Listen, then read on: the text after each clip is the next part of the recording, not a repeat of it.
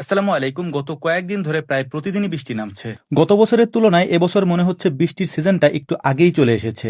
আর এই আগাম টানা বৃষ্টির কারণে আমাদেরও কাজের ক্ষেত্রে বিপাকে পড়তে হচ্ছে।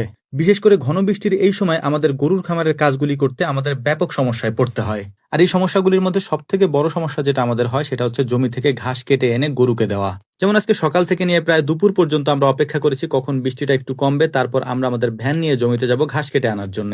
যাই হোক, দুপুর 12টার দিকে বৃষ্টিটা একটু কমেছে। আমি আর সজীব মামা বেরিয়ে পড়েছি আমাদের ঘাসের জমির দিকে। এখান থেকে ঘাস কেটে তারপর খামারে আনবো।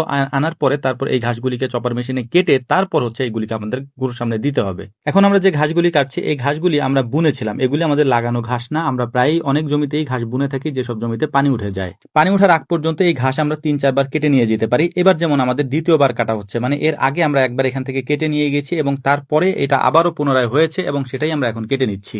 ঘাস কাটতে কাটতে সজীব মামার আমি প্ল্যান করে ফেললাম যে বৃষ্টির দিন যেহেতু আজকে আমরা হাঁসের মাংস দিয়ে লাল চালের খিচুড়ি রান্না করবো ইনশাআল্লাহ, তাই আমরা দ্রুত ঘাসগুলিকে কেটে আমাদের খামারের দিকে নিয়ে যাওয়ার চেষ্টা করছি, কারণ এর পরেও আমাদের অনেকগুলি কাজ বাকি রয়েছে রান্নার আগ পর্যন্ত। তুলনামূলকভাবে আগের থেকে আমাদের ঘাসের পরিমাণ অনেক বেশি লাগে। এর কারণে হচ্ছে আমরা 3 জন একসাথে এসেছি এবং 3 জনে এই ঘাসগুলিকে কেটে তারপর নিয়ে যাব। আর আমাদের এখানে একটা সমস্যা হচ্ছে যে আমাদের একটা ব্রিজ পার হতে হয়। পুরো একটা ভ্যান লোড দেওয়ার পরে ওই ব্রিজ পার হওয়া একার পক্ষে সম্ভব হয় না, যে কারণে 3-4 জন অথবা 2-3 জন আমরা এসে তারপরে এই ব্রিজটা পার করে নিয়ে যাই আমাদের খামার পর্যন্ত।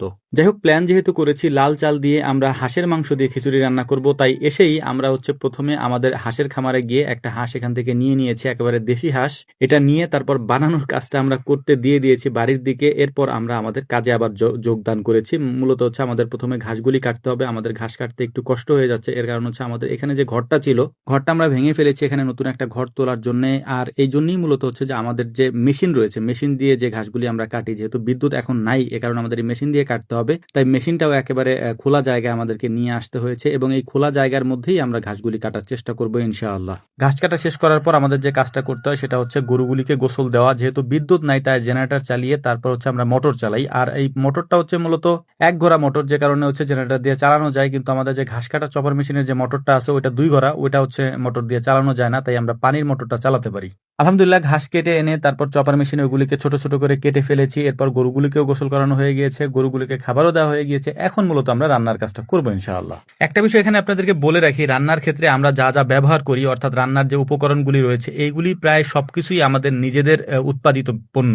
প্রথমে সরিষার তেল দিয়েছি। আপনারা জানেন যে সরিষার তেল আমরা অনলাইনে প্রচুর পরিমাণে এটা আমাদের বিক্রি হয়, কারণ আমাদের সরিষার তেলটা একেবারে অসাধারণ। এটা আমাদের নিজেদের বলে বলছি না, যারা আমাদের থেকে নিয়েছে তারা রিপিটেড কাস্টমার আমাদের হয়ে গিয়েছে, তারা আমাদের থেকে আলহামদুলিল্লাহ নেয়, কারণ আমরা একেবারে তেঁতুল কাঠের ঘানিতে ভাঙিয়ে এই সরিষার তেলটা সবার মাঝে দিয়ে থাকি আলহামদুলিল্লাহ। তবে এটা আমাদের খুবই অল্প পরিমাণে হয়, যে কারণে হচ্ছে যে অনেকে যখন আমাদের থেকে অর্ডার করে তখন পেতে পেতে একটু সময় লেগে যায়। এর জন্য আমরা আন্তরিকভাবে দুঃখ প্রকাশ করছি আলহামদুলিল্লাহ। এরপরে হলুদ বলেন, মরিচ বলেন, এগুলি আমরা নিজেরা রোদ্রে শুকিয়ে ভাঙিয়ে তারপর আপনাদের পর্যন্ত পৌঁছে দিয়ে থাকি এবং এটারও রেজাল্টটা আমাদের কাছে অসাধারণ আসে।